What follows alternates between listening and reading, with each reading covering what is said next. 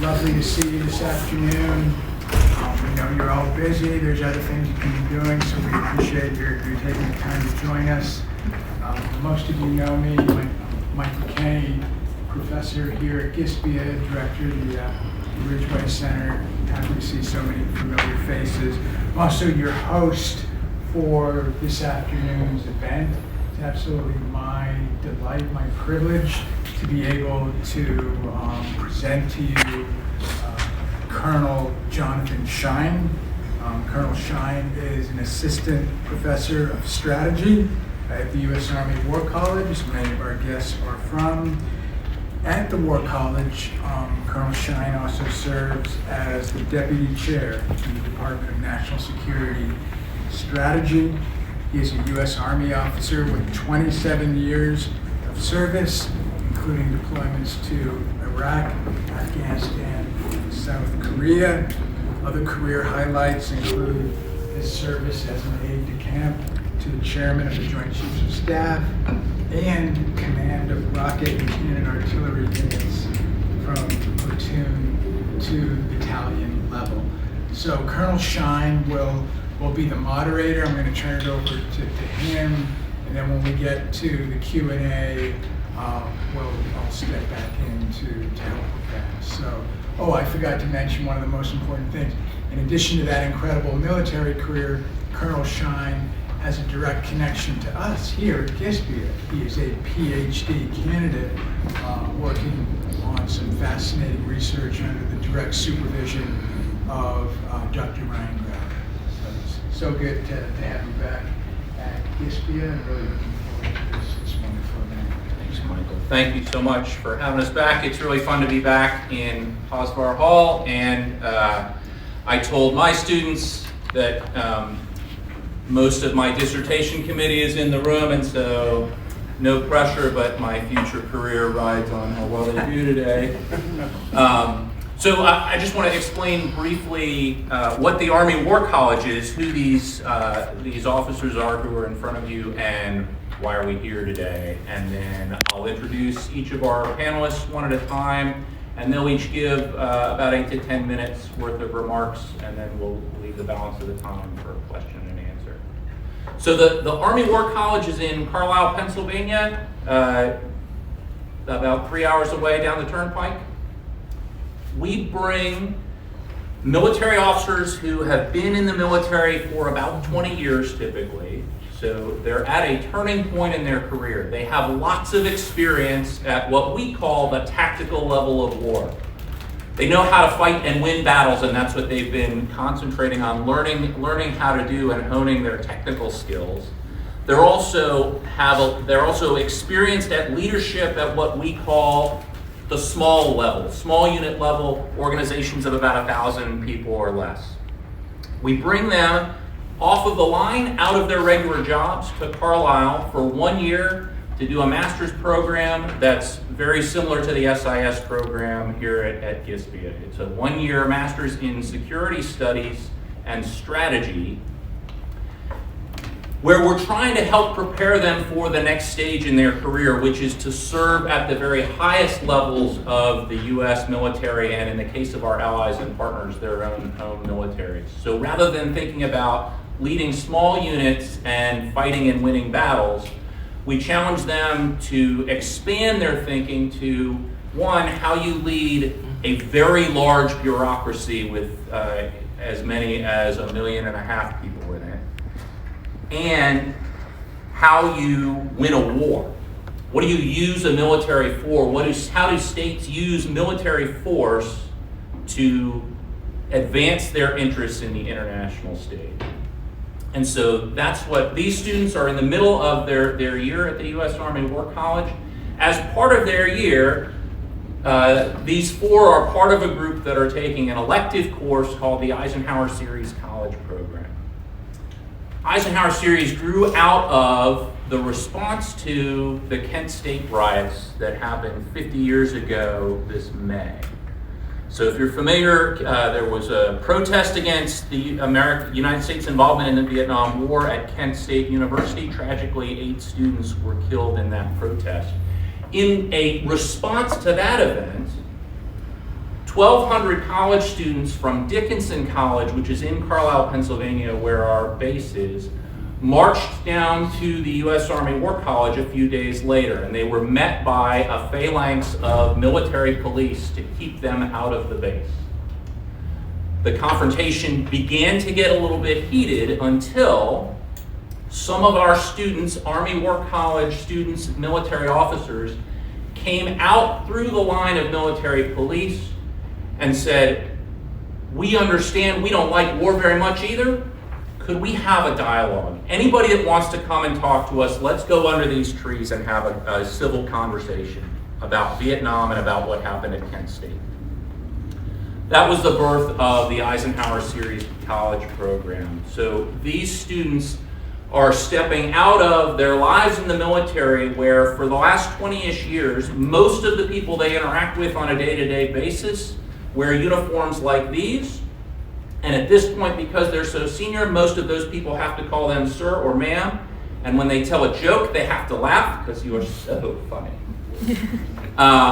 And so this program is about stepping out of our own bubble to have conversations at places like the University of Pittsburgh with people who are not in the military about important and complex national security issues. And so that's what we're going to do today. So as I said, each panelist will speak for about 10 minutes about a topic that they are passionate about and they've done some research into.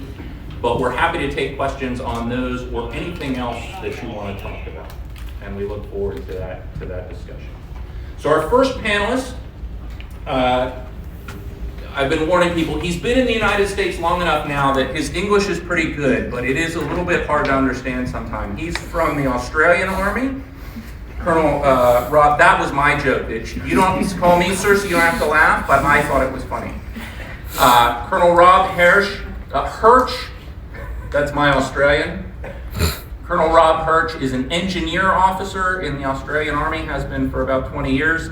He has served in Iraq and Afghanistan alongside United States forces and in a number of assignments throughout the Southwest Pacific, including Fiji and the Solomon Islands, and of course at locations around Australia.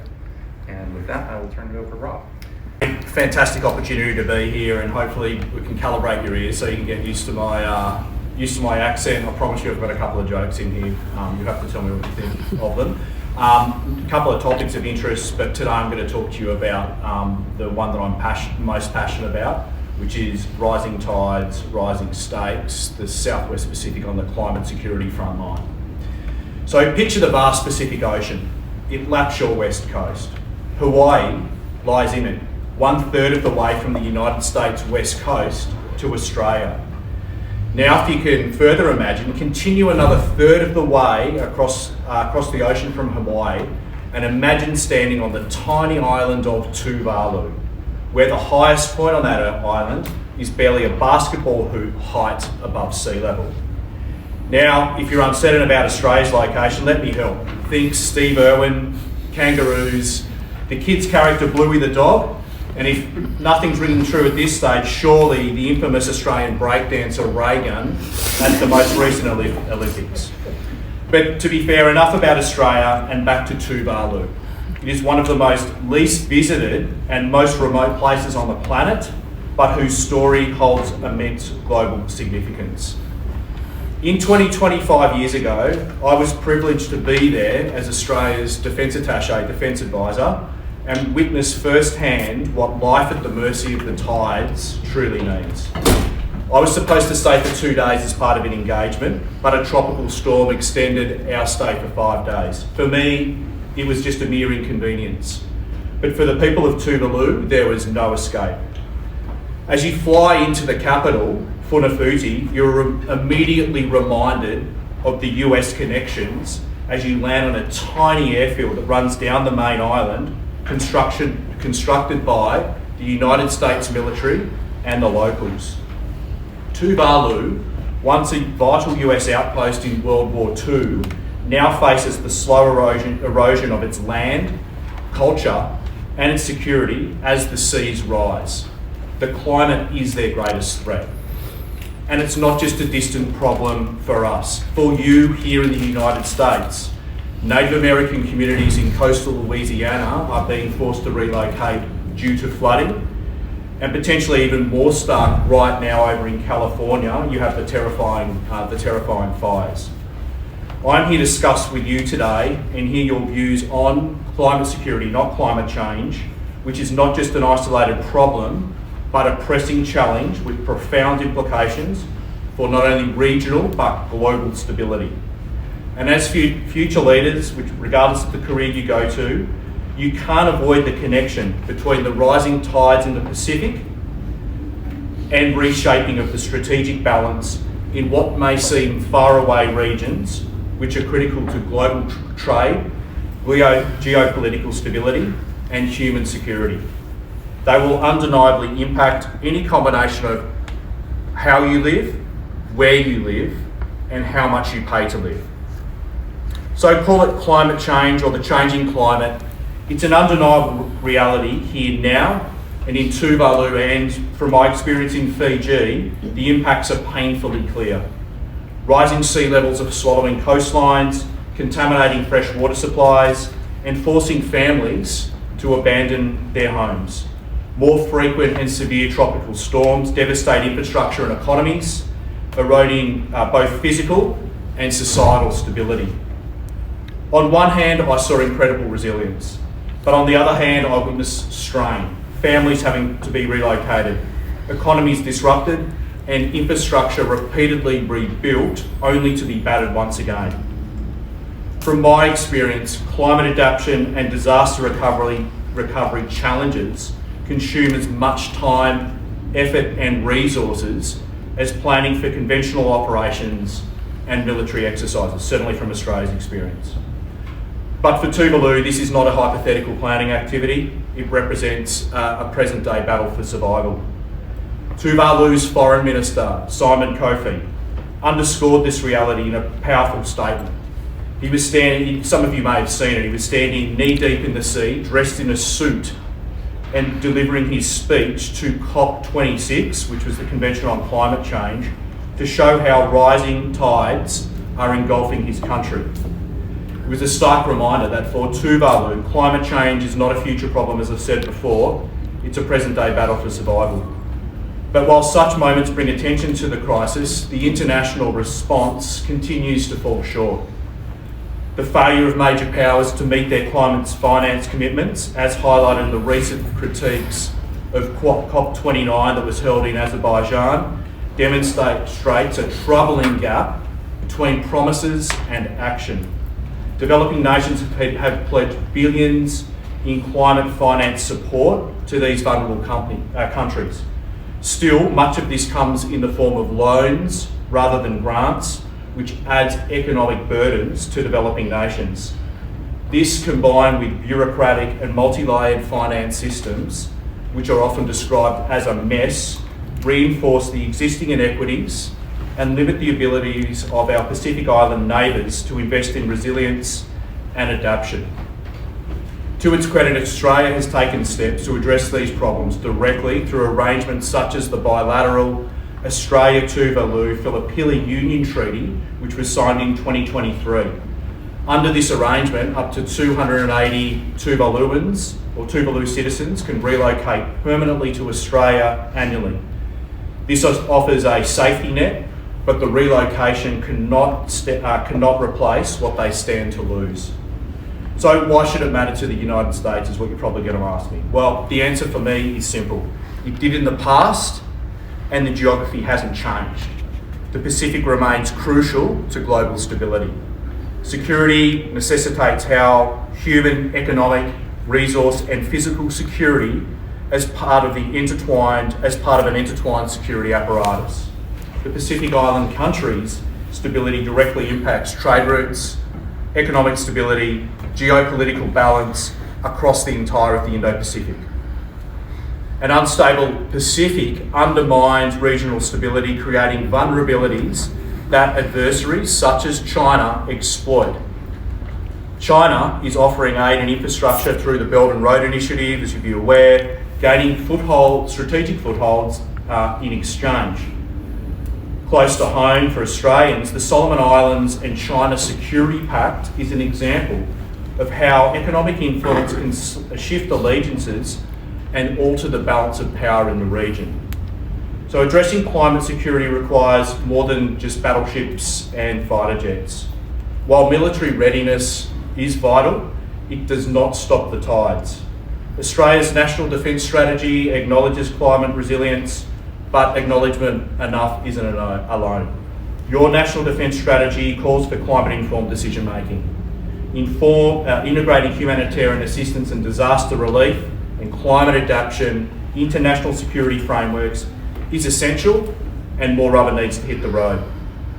So cyclones in Fiji, rising tides in Tuvalu, bushfires in California, and floods back home in Australia, these are no anomalies, these are the new norm. For us in the military, this means adapting to a world where humanitarian assistance and disaster relief responses are as critical as traditional defence exercises.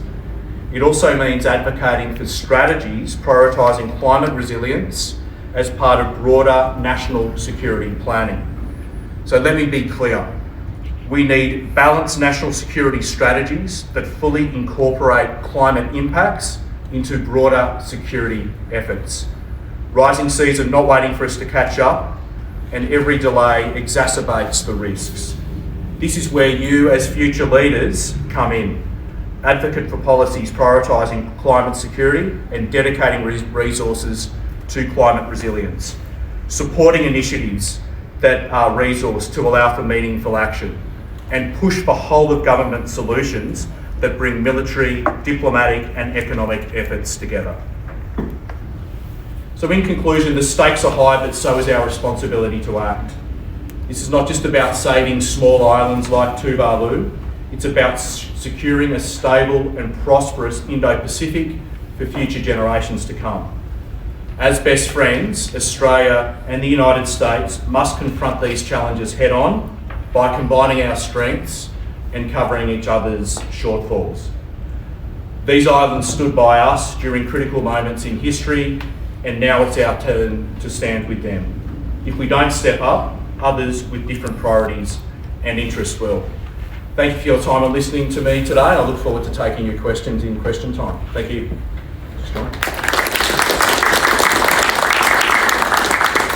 In not giving my required disclaimer that the views of our speakers are their own and do not necessarily represent those of the United States Army, the United States Army War College, or the United States or Australia. However, if we state policy positions, we are committed to stating them accurately, with the understanding that the new administration has come in and we don't know any more than you do. We've been reading in the news the things that you have about new policies. We haven't got any new specific guidance that we can speak to, so we will do our best, but it's difficult for us just in the timing to be able to speak to U.S. policy where it has changed significantly. So our next speaker is a proud son of the university, a graduate of the Panther Battalion ROTC as an undergraduate at the University of Pittsburgh. Lieutenant Colonel Frank Hartnett is a United States Air Force officer. In the Air Force, he's a public affairs officer, so he is responsible for speaking to and coordinating with the press primarily. And in his most recent assignment before he came to us at the War College, he was the public affairs officer for the Secretary of the Air Force, the senior civilian responsible for running the United States Air Force. I graduated undergraduate here from Pitt about 20 years ago. And what I would say is I've been a part of a number of organizations, but it's really cool to see that Pitt is definitely on an upward trajectory. Not that things were impoverished when I was here back in 2005, but it's kind of cool to see more investments and see the campus grow. And with that, I'll dive into my remarks. As John mentioned earlier, I'm a public affairs officer in the United States Air Force, and I've been serving proudly for just about 20 years. Public affairs in the United States military links the public we serve to the military that we support. And to do this, we have three key tasks. First, we maintain community relations through outreach and engagement. And this is our way of keeping our connection with the public and showing who we are. Second, we conduct military journalism to create a variety of content to help show the public our operations, and this also serves as a historical record. Third, we work with the media to provide them access and answers. We understand that the media exists to inform the public, hold government accountable, and we also understand that the oath to the Constitution includes an obligation to support the rights within the First Amendment. So what is the point of all of this outreach, communication, and documentation? I would really boil it down to one word, and that is trust. The public's trust in its military fuels each service member. Trust allows service members to endure separation, hardships, and take on difficult or risky situations. Trust also gives the public the peace of mind of knowing that its military swears an oath to the Constitution, and the use of force is governed by law and regulation. Outside the United States, that same public trust has a very different effect. It is seen as American resolve or a nation's will to act. A strong will tells other nations to respect our nation's security and our interests, and a weak will or diluted resolution may convince others the time is right to take action against our country. If you were to ask me what the primary challenge right now is to trust in our nation's will, I would tell you that it's disinformation. As a military officer, I'm so concerned about disinformation that I want to use our time together to discuss what I've observed and researched on this field. First, while disinformation may seem like a new or novel problem, it's actually an old tactic in new packaging. If you look back, Russia and China have a well-established history of practicing this form of deception. In addition, historical record shows that disinformation follows a very predictable path, trying to exploit fear or division based upon racial or gender issues or concerns about public health. If you go back to the 1980s, the Soviet Union attempted to covertly plant stories in international media that the United States had actually created HIV as part of some bioweapons program that had gone awry. Their goal was to drive the developing world into the arms of the Soviet Union. That same decade, the Soviet Union attempted to derail the 1984 Olympic Games in Los Angeles by mailing fake racial threats to African athletes from the Ku Klux Klan.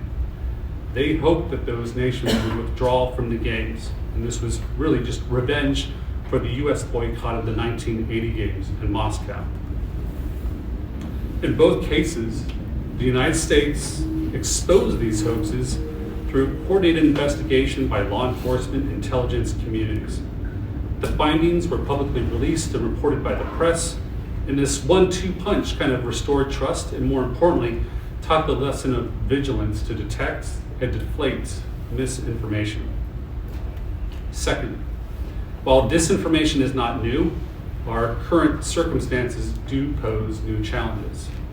Within the United States government, the United States State Department's Global Engagement Center stood down due to a lack of funding. Within the United States government, the Global Engagement Center was the lead agency for identifying and refuting false information from foreign sources. Its predecessor had helped formulate the response to the two earlier examples that I just gave you. A patchwork of government agencies, including the United States military, will now have varying roles in identifying and countering disinformation. While we will press on with this effort, the stand down of the Global Engagement Center kind of creates an open question of authorities and responsibilities in this field.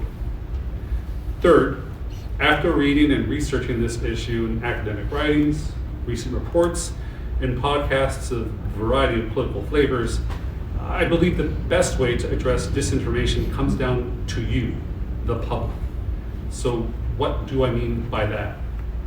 Based on what I've read, if we as a country want to blunt the impact of disinformation while maintaining our open society, which values free expression, we need an educated and aware public.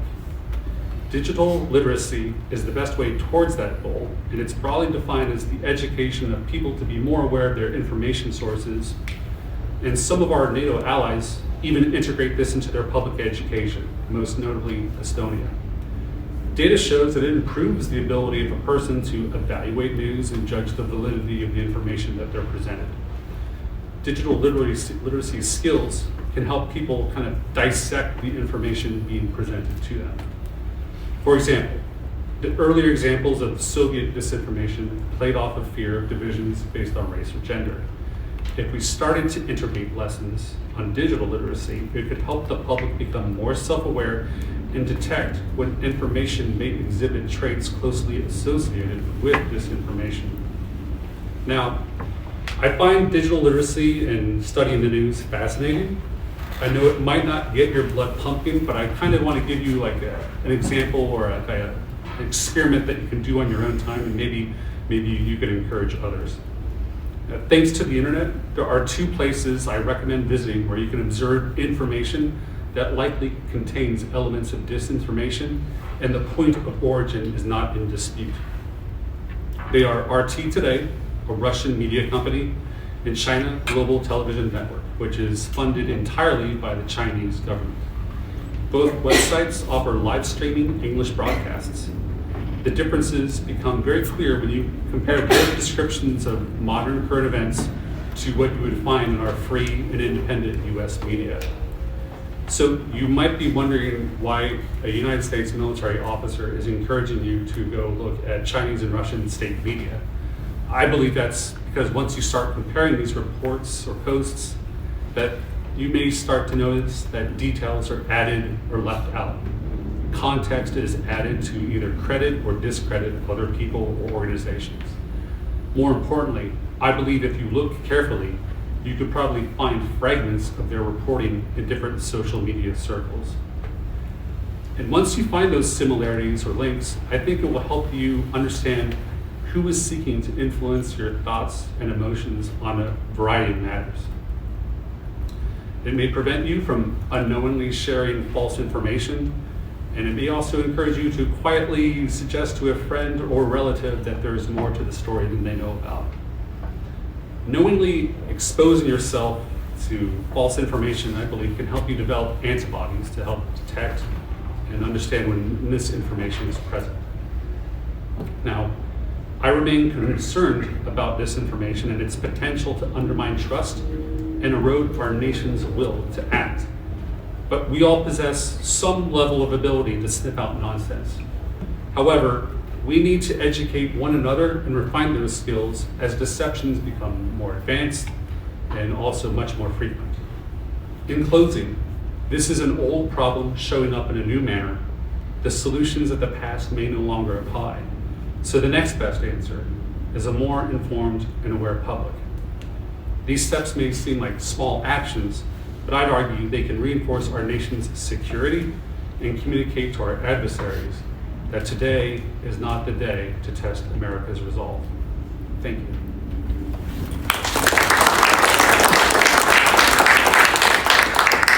Speaker is a United States Army officer. Lieutenant Colonel Creesy Antoine is a signals officer, which means she's responsible for communication, both for helping us to communicate with ourselves and preventing adversaries from listening to us. It used to be that meant just radios, but now it basically means anything with electrons running through it. And Creesy's also been in the Army for about 20 years. She has served all over the war and all over the world, including in Iraq and Afghanistan, in Germany, in Jordan, in Romania, among others, and a number of stateside assignments.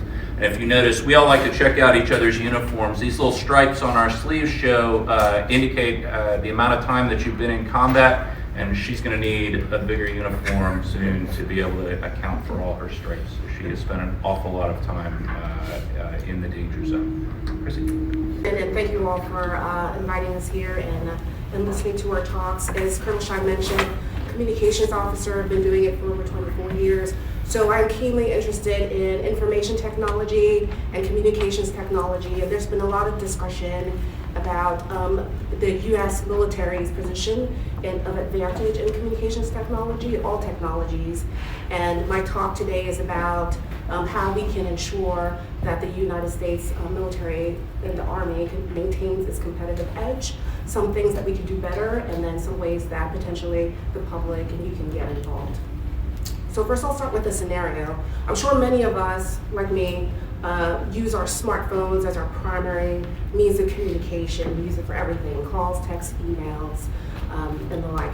So imagine you wake up tomorrow and your smartphone's been replaced by a roll of quarters, and on it is a Post-it note that says, "For the payphone, good luck." So for most of us, that would cause what I like to call a personal crisis. You don't know people's phone numbers by heart. How do you call your family and friends? How do you call your professor to let them know you need an extra day for an assignment? How do you call your supervisor at work to let them know you're going to be late? It would be a change, an adjustment to how you communicate. So let's time travel. Now imagine it's the late 80s, early 90s, and a seasoned Army officer is on a battlefield and he needs to talk to his higher headquarters. More than likely, there's a soldier like me, a communication specialist, who's nearby with a radio in his rucksack, his or her rucksack. He programs the radio and passes the hand mic to that Army officer. He passes his message and is done. So imagine that seasoned Army officer wakes up the next day, and next to him is a small device with a screen on it, no buttons, no keypads, and there's a note on it that says, "Everything you need's in here now, good luck." Now, in reality, that seasoned Army officer will likely call for his communication specialist to come and help him figure it out. But it would be a complete reimagining of how he communicates and leads his soldiers. In the first scenario, going from smartphone to payphone, it would be frustrating, but it would be manageable. But in the second scenario, the stakes are much higher for the United States Army. That seasoned officer must quickly adapt to the technology and understand how to lead with it on the battlefield. The Army's mission is to fight and win our nation's wars. Fighting and winning our nation's wars involves gaining and maintaining the momentum required to lead technological advancement for the sake of national security, for your security, or risk losing its competitive edge globally. This means adapting to the pace of technological change and developing leaders who can rapidly adopt modernized technologies and foster innovation throughout the Army at all levels.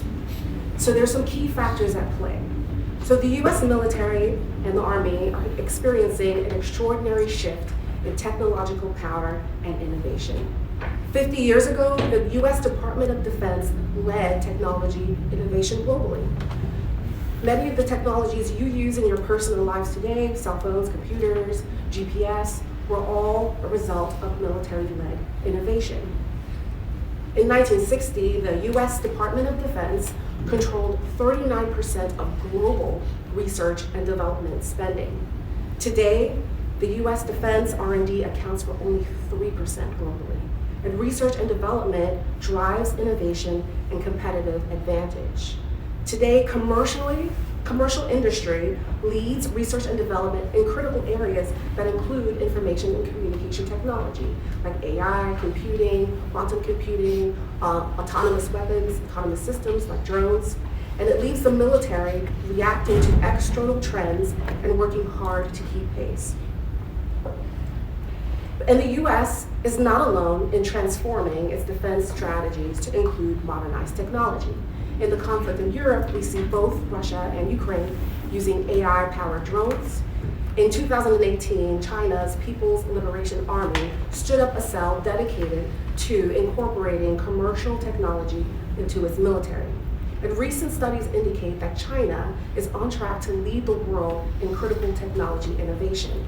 Many of those critical technologies are linked to defense and are at high risk of being monopolized by China. The indicators are, as our competitors like China are picking up speed, the US risks lagging behind.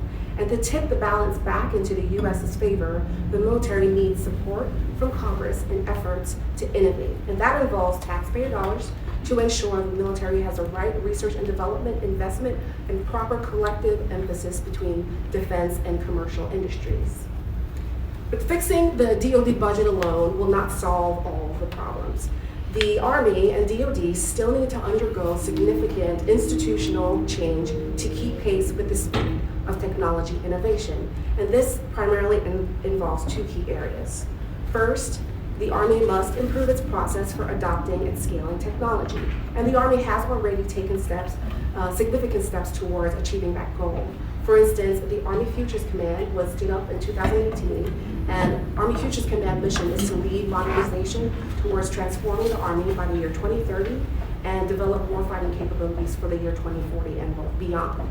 But currently, to field a capability by 2040, the Army must plan and submit a budget proposal this year, 2025, and be ready to give that capability to Army units by 2035. That's 10 years between budgeting and actually fielding a capability. Now that timeline may work for capabilities that don't change much over time, like missiles and aircraft, but for communications technology and information technology, that timeline may not work. Consider how much an iPhone has changed in the last 10 years. There's been at least 10 different versions of the iPhone. Given the speed of that technology change, designing a capability now to field to the Army by 2040 may not bring the results we need. So revamping the current processes, pulling from commercial industry, and convincing our Army and military senior leaders to take more risks can help us get there. The second concern is our people, mainly our senior leadership. The technology that our senior leaders who joined the Army in the late 80s and early 90s use is vastly different than the technologies we use today. The technology I used when I became an officer in the early 2000s is different than what we use today. Back then, I was leading soldiers up hilltops to set up antennas and digging trenches to bury telephone wire. Today, soldiers are building apps and software, they're flying antennas on drones, and they're building wireless networks. Now, there's several studies that talk about the generational divide in technology between the senior generations and the younger generations, and the Army currently spans 4 separate generations. So within time, that issue may resolve itself.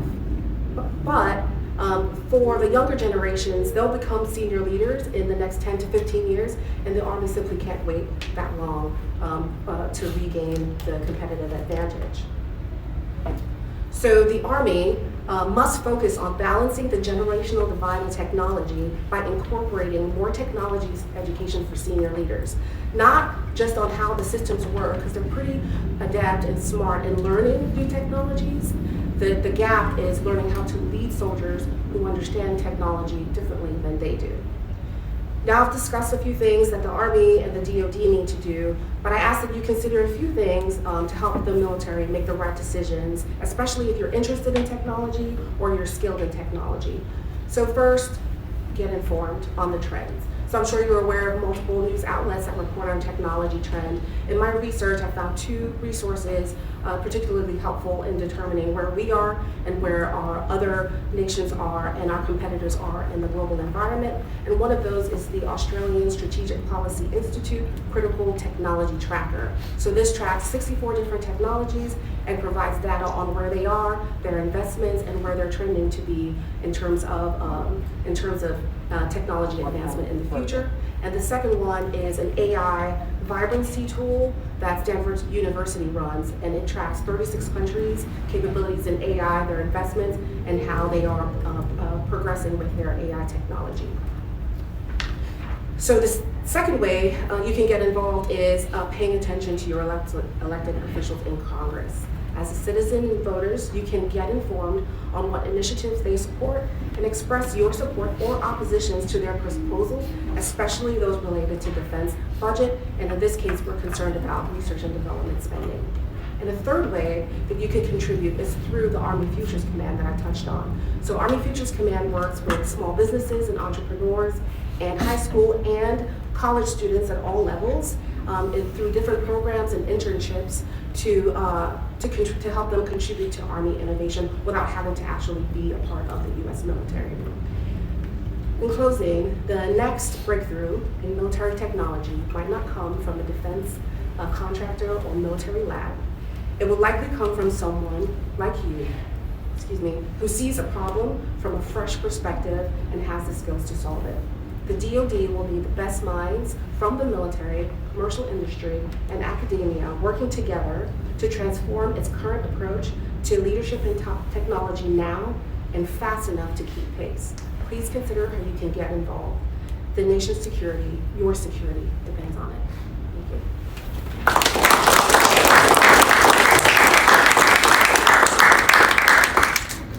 And Ari, who is also a United States Army officer with a little over 20 years of service.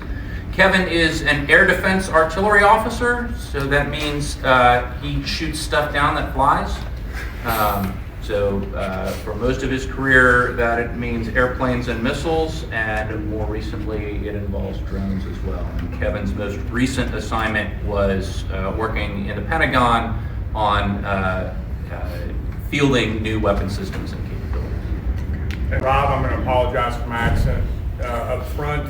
If John was trying to impress the faculty here as he works on his PhD, he should look at my bio. I was born and raised in Dallas, so as I see these Pens jerseys out here, probably not a great idea to bring me into the heart of Steelers country, but I appreciate you having me.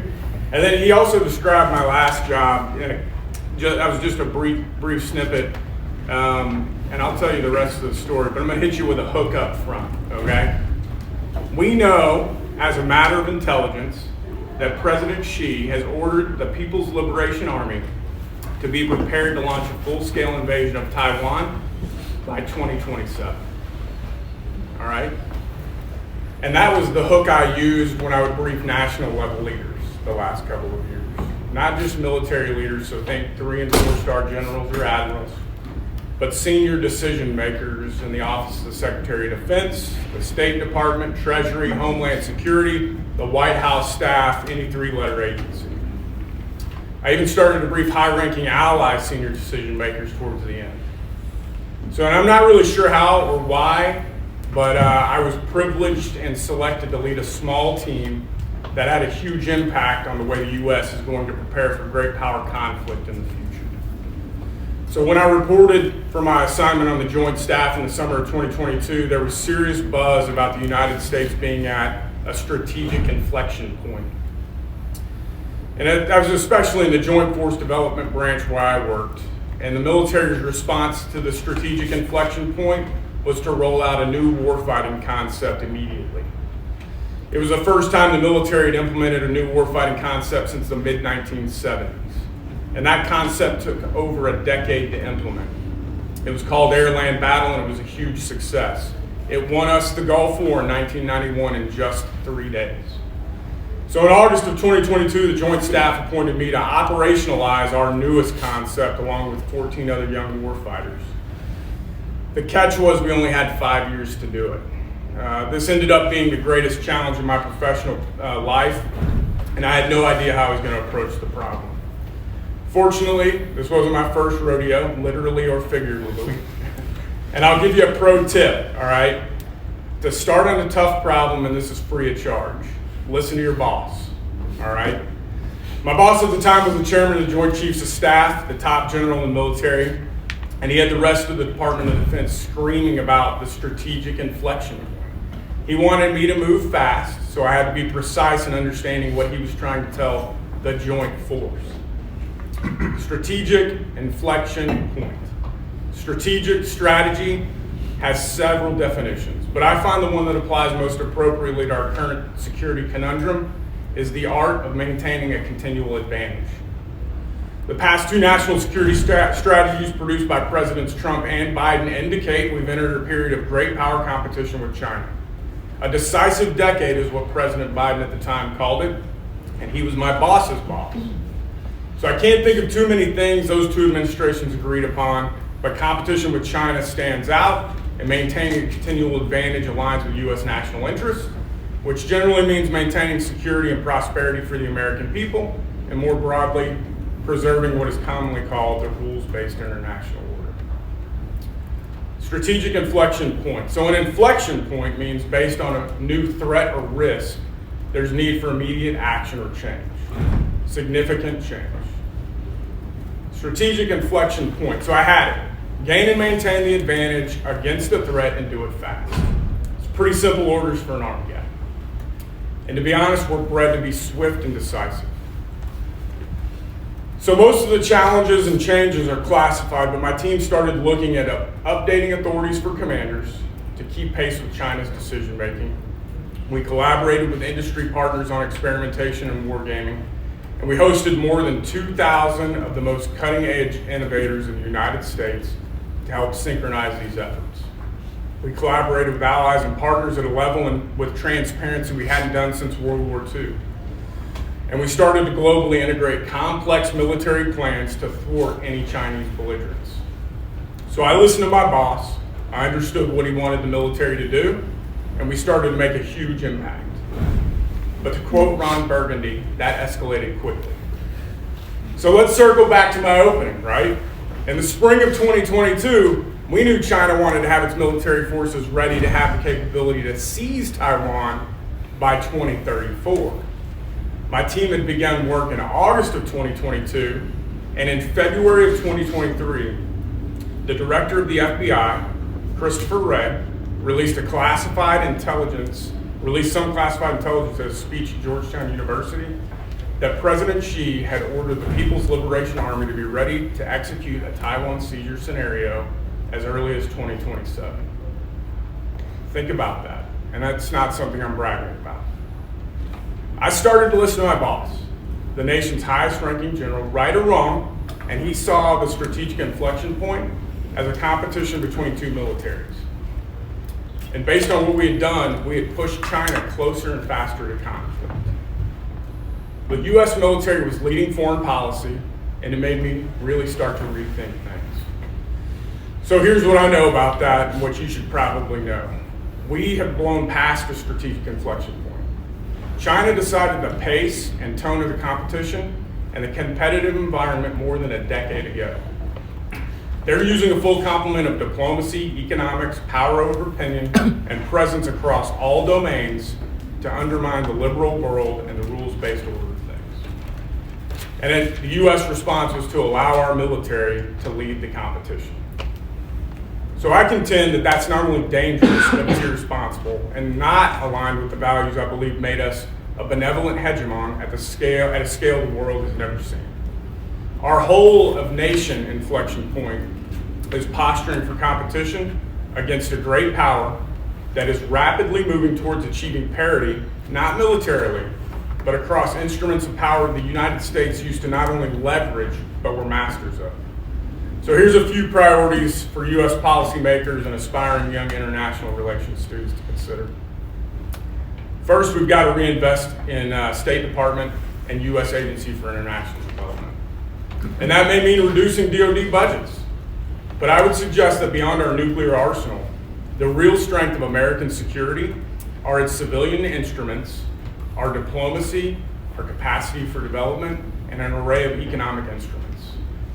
And besides, the military is not postured to tackle issues like poverty, governance, and development, which typically serve as root causes to instability and create opportunities for China and other adversaries to take competitive footholds that then challenge regional stability and security. For context, the combined budget of State Department and USAID in 2023 was $60 billion. The DoD's was $816. Now, I would tell you having a strong military is an absolute necessity to undergird global security and competition, but I strongly suggest that bring foreign policy to the forefront through enhanced and robust diplomacy is an absolute necessity at our current national inflection point. Second, the U.S. must engage in meaningful dialogue on the nature of the competitive rivalries we're currently engaged in. We need to determine what the rivalry is essentially about.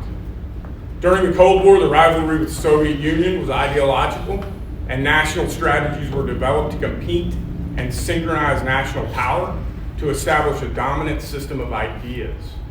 Our current competition with China still exists short of conflict and should remain there, but understanding that China finds essential elements of the competition not ideologically, but in technology, and gaining predominant influence over rules, norms, and institution of international politics.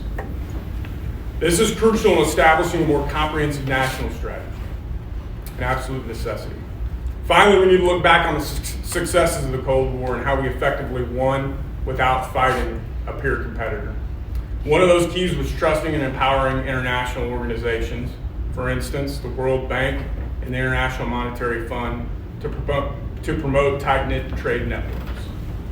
The U.S. has atrophied in its use of diplomacy and has become too accustomed to using its economic superiority as a tool to punish and is skeptical of spending money abroad. Reinforcing and empowering the organizations the U.S. helped to establish at the height of great power competition will only relieve the singular strain of competing with China and legitimize the rules-based international order. So after 2 years working this problem for the Joint Staff, I'm confident that our military is on the right track to compete with China. I'd be confident we could meet them and win anywhere in the world and in any domain with the men and women, the weapons, the training that we bring to bear. My fear remains our inability as a nation to recognize the over-reliance on our military and a reluctance to make meaningful change that would truly harmonize the full symphony of American power. Thanks. Look forward to your questions.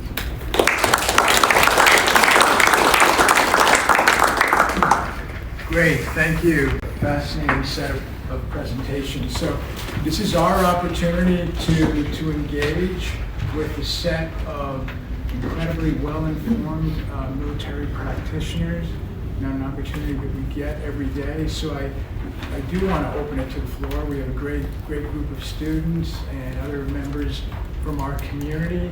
So who would like to we'll start with our own Professor Grauer, please. Thanks, Mike. Thank you all. Really interesting hearing your thoughts. I have lots of questions, but the one I want to start with is for Lieutenant Colonel Antoine.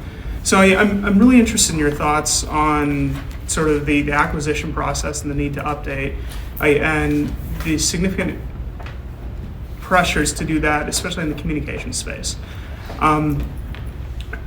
One of the challenges, which you undoubtedly know much better than I do, with acquisition is the military has all sorts of add-on requirements to the technologies that it brings on board for security purposes, for interoperability purposes, things like that.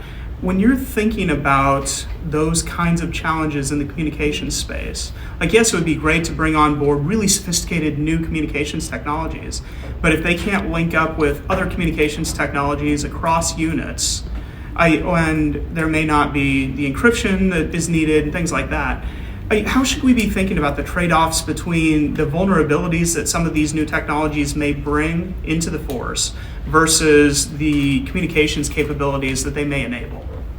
Yeah, thank you for that question. And it's one of the challenges that we face with how balancing how to leverage or how to really use commercial industry, who is quite frankly faster at innovating than we are, and then address all those issues you talked about, security and encryption and all of that. And this is my personal belief. I talked about the decrease in defense innovation and reliance on commercial industry, and potentially allowing setting conditions so that the defense industry can do some of that innovation in those critical areas that require a little bit more security, so that the defense industry and the military can take lead on that and not be reacting to whatever the commercial industry is producing. And obviously there's all kinds of challenges with that, right? There's the budget. Does the military currently have the talent and the capacity to do that? And then the scaling is also the other issue. Can we get it out to the units faster? So I don't have an answer to your question, but just to acknowledge that those are the things that currently when senior leaders are talking about the challenges with technology and being concerned with losing our advantage in the coming years to other competitors globally, those are the things that we're looking at. So looked at other things in the past, how commercial industry does agile acquisition, recruiting talent retention for people who are smart enough to develop the top technologies for the military, and the way that we work with commercial industries and academia for more defense concerns like security or all the challenges that we look at. So again, I don't have the answer, but those are my thoughts. Lean more towards providing the resources, talent, budgeting, and then equipping the people with the knowledge to be able to do that within the military and still work with commercial industry to kind of balance that out. Thank you. Great, thank you. Oh, yes, sir, there. I see some other hands as well. And let me ask if you could identify yourself as you ask your question. Thank you. Good afternoon. I'm Greg Tuhill. I'm at Carnegie Mellon University. I'm an instructor at the Heinz College, and I'm also the director of CERT at the Software Engineering Institute. Is it Colonel Shine at the end? Weird. I'm sorry. Thank you, Colonel. In your comments, you were talking about China and conflict, and you indicated that we've stopped short. However, I would submit that the conflict in cyberspace is pretty hot right now. Could you elaborate maybe as to where you see that threshold as to where does deterrence end? Or in this case, with cyber, where does it start? And as we take a look into the future, how are we going to do combined arms fire and bring cyber and the kinetic together? Yeah, that's a great question. My SRR kind of covers that. My research requirement kind of covers that question. What you're getting at is gray zone activities and the competition or crisis or conflict. There's a strange continuum there, right? So when I say, stop short of conflict, I think for the purposes of the brevity of the speech, we talk conventional warfare and the traditional domains. So hot competition in cyberspace, and how do you define acts of aggression, or where do red lines potentially exist that would cause escalation in either cyber or space? I don't think I can define those, but I can acknowledge that I do know that we're in hot competition daily, right? Like, we see unclassified reports of cyber breaches. We always joke when an adversary breached our medical records in DOD, right, several years ago. What I would tell you is I think when you talk bringing joint fires to bear to counter that is probably the heart of the discussion for our panel. And I think DOD needs to really look at restructuring the force. So if you look at, and this may go deeper than what some of you study, but sir, if you're a professor at Carnegie Mellon, you've got the current Defense Reorganization Act established in the mid-40s, and you've got Goldwater-Nichols, right? And Goldwater-Nichols, those both things, they did two things: establish the current combatant command structure and the authorities under the chairman and the service chiefs. And I'm sorry if this is pretty dense. DOD, and it's got to be civilian-led, has to look at Goldwater-Nichols 2.0, 3.0, whatever you want to call it, needs to look at a complete restructure of the current commands and the authorities required to be able to fight multi-domain. We're aligned to fight and prevail regionally, which is important because you've got I'm a land force guy. You got to occupy land to own it, but there are other components when you talk joint fires that are extremely important, right?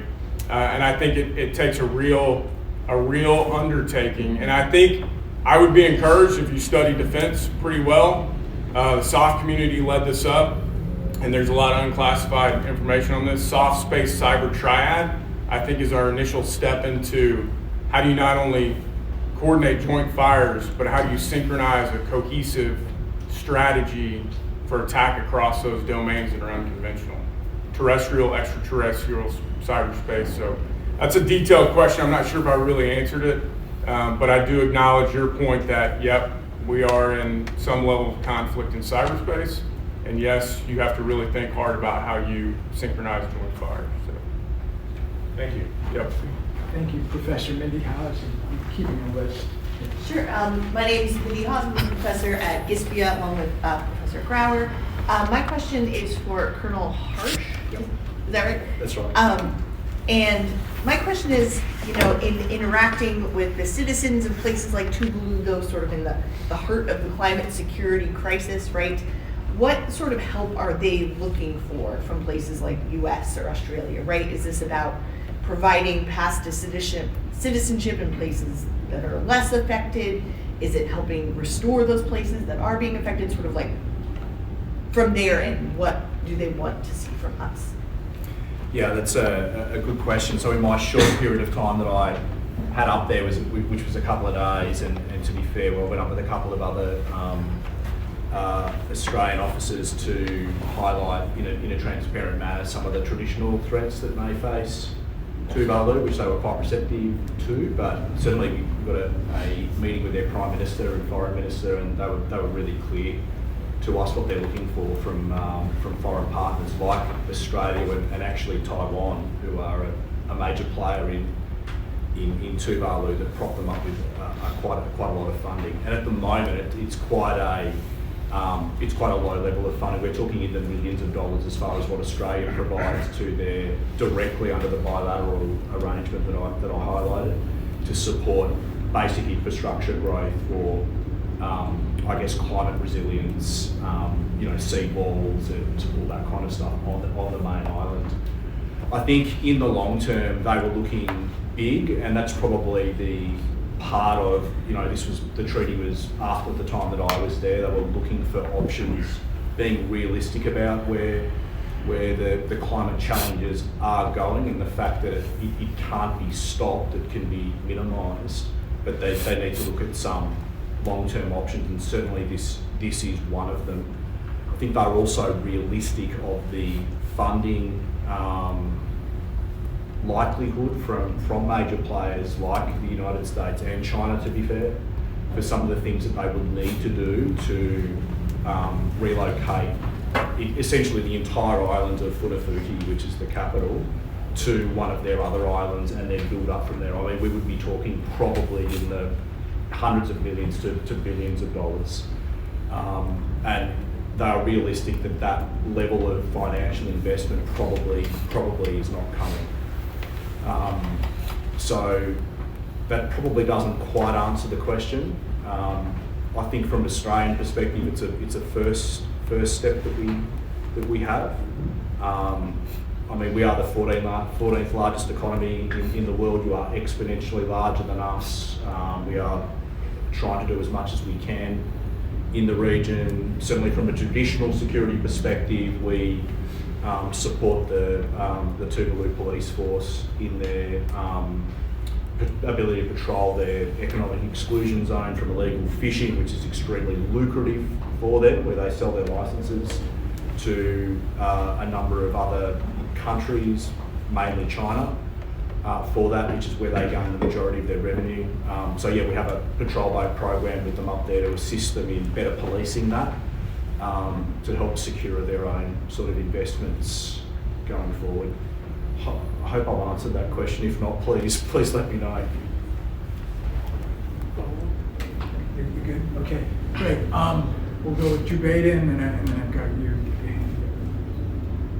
Hi, so I'm Zubaida. I'm a second year master's student in Dyspia with a concentration in SIS.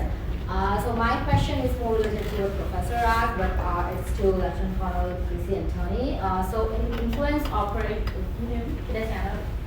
Sorry? Can you hear me? Like, should I stand up? Yes, I can hear you. Yeah, so like influence operation, and as Colonel Werry has talked about, cyber warfare is a very prominent thing nowadays in case in the international community, in case of security.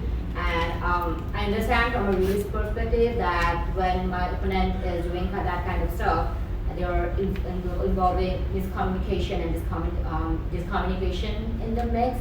So I just want to know that does the U.S. Army has ethical restriction to where to stop, that what kind of things they can do to involve or engage in this kind of competition, or is it how long you can carry it on?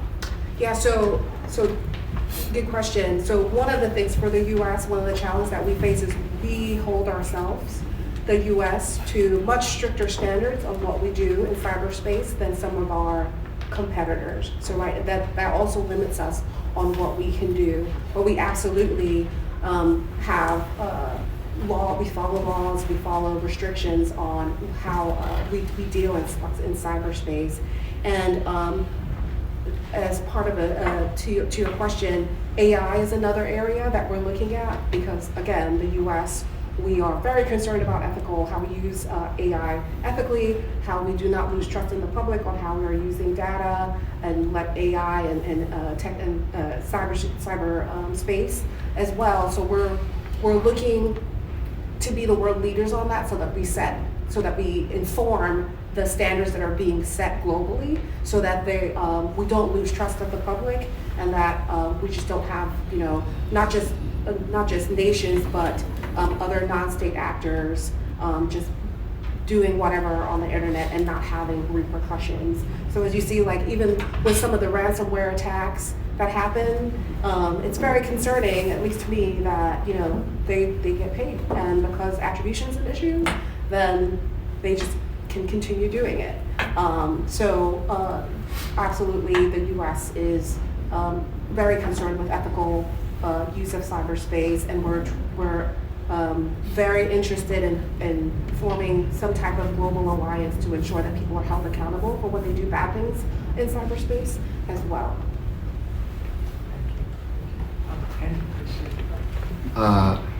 Afternoon, sir, ma'am.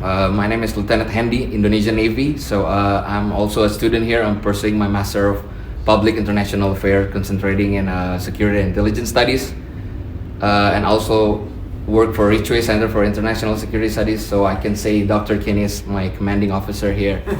So probably I'm gonna ask a question to Lieutenant Colonel Hartnett as a public affairs officer. As a Navy guy, I thought it used to be whoever can conquer the ocean can conquer the world. But nowadays I can see that whoever can conquer the media can conquer the world. So when I ask my South Korean friends how's the relationship between United States and South Korea, they're gonna say like it's so good, because there's a moment in the video clip Rose with the song called APT. There's a moment of American singer Bruno Mars holding the South Korean flag for about 5 or 6 seconds. And then I also read the article called CIA Goes to Hollywood. What I'm saying is people's been using the media to manipulate the public's opinion, the way of thinking, even doctrinize, you can say, like even terrorism, doing online recruitment. What I'm asking is, how do you think as a military personnel all over the world we can avoid being misdirected or even fight each other? Because I can see that the war might begin through the social media. So yeah, that's the question, sir. Thank you. Thank you for the question. We got to speak with some high schoolers earlier today, and speaking of dominating like a space, their questions were, TikTok has been resurrected. Hallelujah. And it got us to thinking that it almost seems to trivialize a very serious matter of, I don't know how much better off you are providing your most inner thoughts and data to a company with roots into the Chinese Communist Party versus Mark Zuckerberg and Meta. Like that could be a junk ball for all I know. But when it comes to making sure we don't get dominated or the morale of our forces is unfairly impacted, I don't mean to give like an overly broad answer, but it's kind of mastery of our leadership, mastery of what we've been called to do, making sure that as we gain more rank, that are our objectives clearly understood? Are they achievable? Are we the right instrument for this period of time? And I think also now is the time for military leaders to lead courageously and honestly.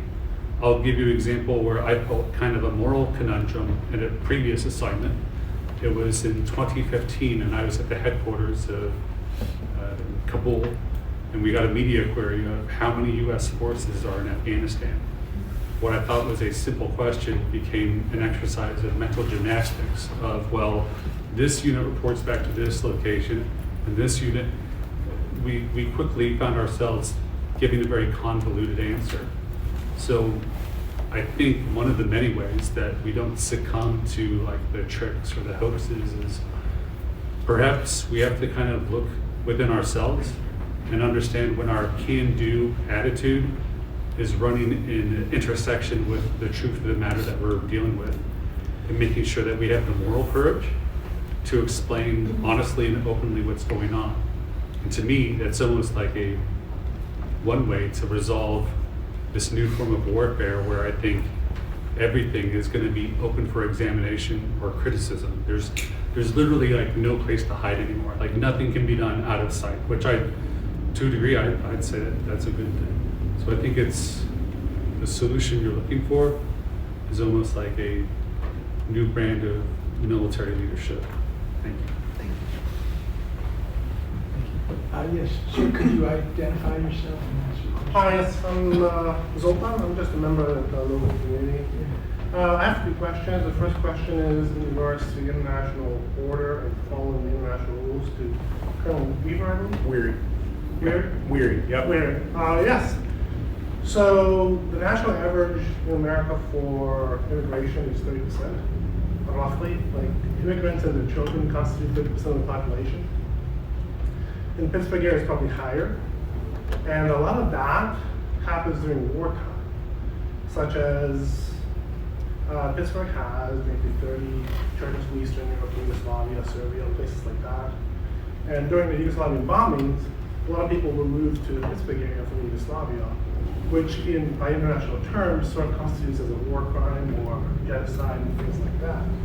So it's one thing to say we follow international law and rules, but another thing is to actually measure that in your society and say that's real. You know, I'm from Eastern Europe myself, from the Yugoslavian area since I was 13 years old.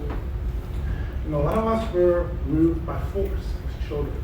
Just like how Russia just moved 20,000 children from Ukraine to Russia using forced adoption, America did the same thing. From 1986 till 2010, it's estimated that over 72,000 children from the Soviet Union were moved to America by force using similar methods. So there's no measure of those people in society in Pittsburgh or anywhere in America. What's the outcome? How do they exist? You know, are they free? And that leads into. Can I jump in? Yeah. So can you get? So the question is, yeah. what's the evidence for following the rules? Because if you analyze local society, all these things are there present in Pittsburgh in this room. Thank you for the question. Genocide, war crime, forced moving of children. So the question is, what evidence is there that the United States specifically abides by the rules-based international order? Right. Sure. Yeah, I think, we had this discussion at the high school earlier today, and I think you got to break it down in two ways. One, look at it, in the international relations perspective, right? So we as the United States post-World War II have a new national purpose and national identity, right? And do we prosecute or do we follow and abide by rules, treaties, and norms established in that post-World War II area where we are a global leader to ensure peace and prosperity, not just for our nation, but globally. And I would tell you, I think the most recent evidence for me was NATO post-Ukraine invasion by Russia. You only see that security umbrella being strengthened, added to. So you could say that just legitimizes that organization that falls in under the rules-based international order to provide security for that region. And NATO's a pretty legitimate thing. And you're starting to see as there are violations by countries like Russia invading a sovereign country unprovoked, that other countries are rallying to this international organization helped established by the United States and reestablishing a security umbrella, reinforcing it. I think that's just one small example that's recent, but you could probably go down a list of any, economic, Chrissy talked about responsibility in the information or cyber domain. So I think we could go on and on with examples, but I think maybe that's one decent one. And I can't speak to some of the other stuff that you brought up, but hopefully that helps. Well, great, thank you so much. Colonel. Yep. Other, Well, my name is Jonah McMillan, just be a student in energy and environment, and I had a question for Lieutenant Colonel Antoine. You were speaking about basically advancing IT and tech, but do you think there might be a tactical advantage to going, for lack of a better term, old school, on like the squad level? Yeah, so advancing our technology doesn't mean abandoning our abandoning our, I'll say, analog ways, right? We have to be skilled in both, but we can't focus on just our tactical skills.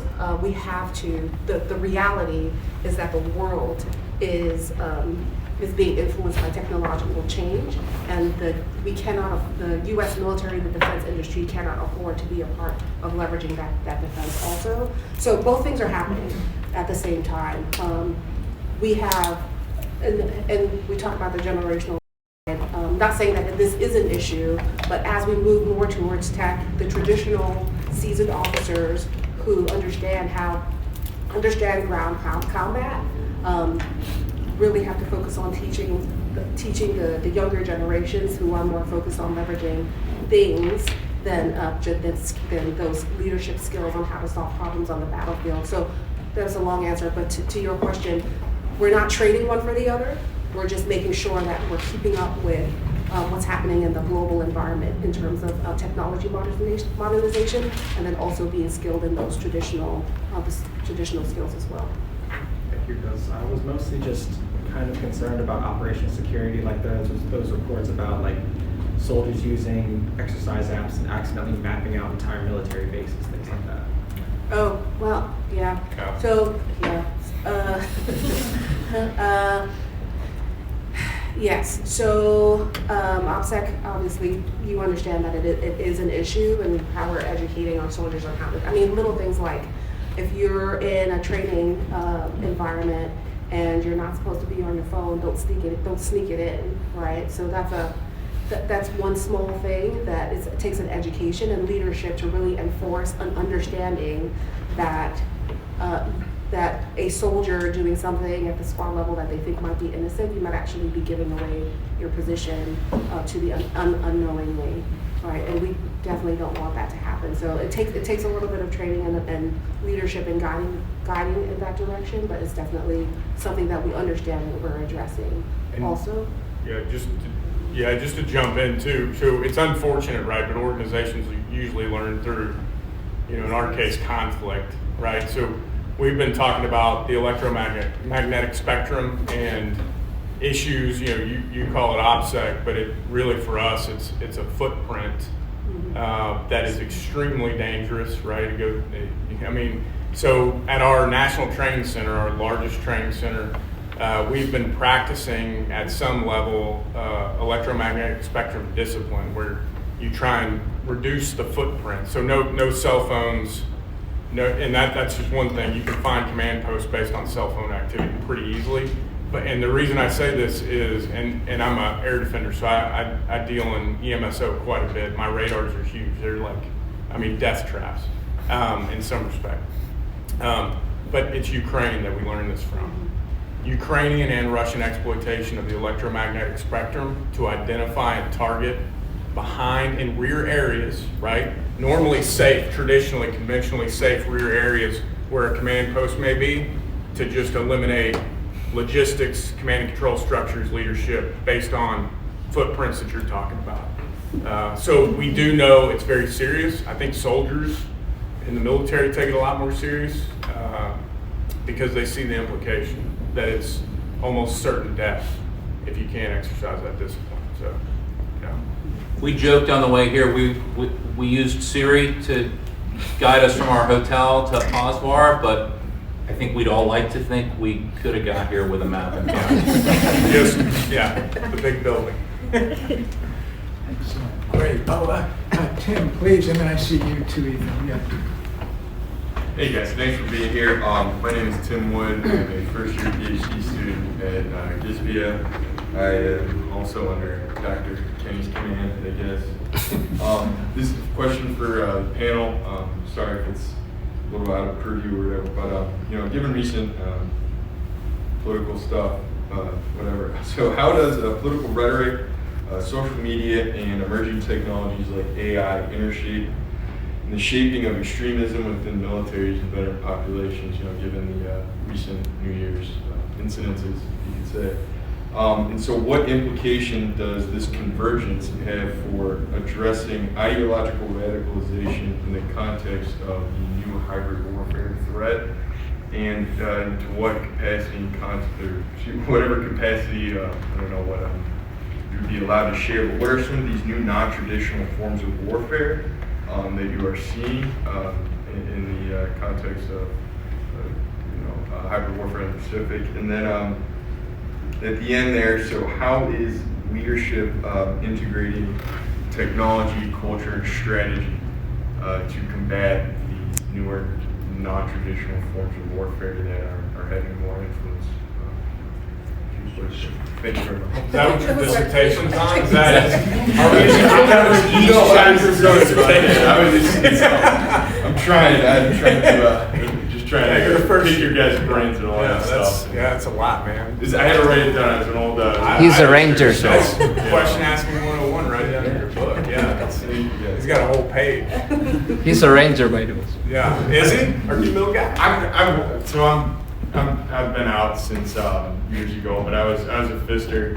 Okay. Did some work with ODA. Okay. When I was in Iraq, Syria, and whatnot. So. You look like you were a ranger. That haircut and the mustache. Rangers we do it. Going fast and loose. You probably went the same way on active duty, man. High speed, low drag. Yeah, exactly. I'll take the first Do it, Frank. Do it. Portions of it. So, about 3 or 4-ish years ago, maybe 5, we had an extremism stand-down day within the United States Air Force. I was leading a team of about 10-ish people, and I got to host the conversation. We were provided like a training rubric of what to discuss, but more importantly, it gave us like a moment to pause and talk about the world around us, and for a moment, speak openly of what we're seeing and observing and feeling. It was really useful to have that moment with the team that I was leading, because I brought in the discussion of like, hey, let's talk about the elephant in the room. If I say the word extremism, are you presupposing like a various flavor of politics? And people responded to me like, yes, I'm presupposing a certain flavor. But what I told them is, let's go back to the definition. Extremism is the belief that you can use violence to reach your political ends, be it left or right. And it kind of helped everybody in my team kind of explain like, no, I see what you're getting at. That's helping me understand the problem much more clearly. And what I've also kind of offer is there's been interesting, I don't know if you want to call them flare-ups, but while I was on the secretary's staff, we were delivering testimony to the SASC, and in that period of time, the Air Force had a airman self-immolate in front of the Israeli embassy over what was going on in the Gaza Strip. We also had another airman, it was the public gallery, it was the House Armed Services Committee, that he basically was shouting down the Chief of Staff of the Air Force, asking why the United States military was assisting again in this campaign. So what I hope the formation or the joint force learns from it is, let's not presuppose anything. Extremism can come in any flavor. And really the most important thing is, unity of the force. And I think not to go back to the whole leadership solution, but to a degree it comes to a point where you can certainly discuss what you're seeing and what you're thinking about, like current events. But at the end of the day, there's civilian control of the military for a very good reason, because you don't want a military that's figuring out its own policy and acting on its own behalf. So we all have to understand the role we play. And that's kind of the one way I've kind of gone about to try and solve this problem, which is just an open dialogue with the folks that I get to lead and I'm entrusted to lead. Is there any other teammates that like to jump in? I think your last question, if I understand correctly, was about how we're integrating emerging technologies into units or something like that? Yeah. But how we're doing that? Integrating the technology, culture, and The technology. strategy. Yeah, technology culture. Yeah, that was the word you used. So the last unit that I was in before coming to War College, 82nd Airborne Division, they stood up they called it the Airborne Innovation Lab because you got to have airborne in the name. And basically what it was the place to allow soldiers, regardless of what their specialty was, if they could be infantrymen who were just tech savvy, could go and work on technology problems. They had 3D printers there, and then the unit also hosted a Shark Tank-like event where soldiers in the unit could come up with solutions to problems, whatever the problems, whether it was related to logistics or just warfighting skills. And we would have judges come from academia or commercial industry come and look at those, look at what they were presenting, and then if it was something that would be useful to the Army at large, then we would work with Army Futures Command to help get that to scale in the military. And other units are doing that as well. The Army Corps are also doing that as well. We're seeing that being more proliferated in the Army. So the trade-off is that commanders have to let those soldiers go and do that, right? They want the people in their infantrymen and their squads working on being killers and warfighters, but those killers and warfighters also want to solve tech problems, and this is one of the ways that they're able to do that, and that's spreading more into units at the tactical and operational level. I'd also suggest on the matters of AI and its integration into the military, I would Google search the 2023 Reagan National Defense Forum when my previous boss, the Honorable Frank Kendall, had a panel about AI. And the rhetoric and explanation that he used almost was the beginning of the turning of a corner, because kind of conventional wisdom right now is there will always be a person in the loop on the use of force. My former boss kind of offered up some questions of maybe it's not so much a person in the loop, but maybe somebody supervising the loop, because if you're expecting to match decision speed, you may actually be putting the military in a losing proposition. And what maybe you need to do is embrace technology, get comfortable with a new uncomfortable path, but do so in a way that still abides by norms and standards. So it is a pretty fascinating field, and if you write about it, I would challenge you to go beyond the Terminator 2 model of pop culture and maybe find a new vehicle. So I was thinking more like Jarvis and Iron Man. Yeah, that's a better, Frank, come on. Well, I'm afraid that's all we have time for today. We are out of time. Thank you to our fantastic guests. That was a really thoughtful discussion touching so many different areas. Thank you for your questions and engagement. Sorry we didn't get to Ethan. We could not have done this without our wonderful staff team here, so I want to give a shout out to Kareem, Nicole, Dominic, Hendy, Zakira. Dean Slaughterback has been supportive from the beginning. Mindy, thank you for your support and flexibility. And thank you all for joining us today and engaging. And again, thank you to our guests for taking the time to share your expertise and your insights with us. It's really invaluable. So thank you.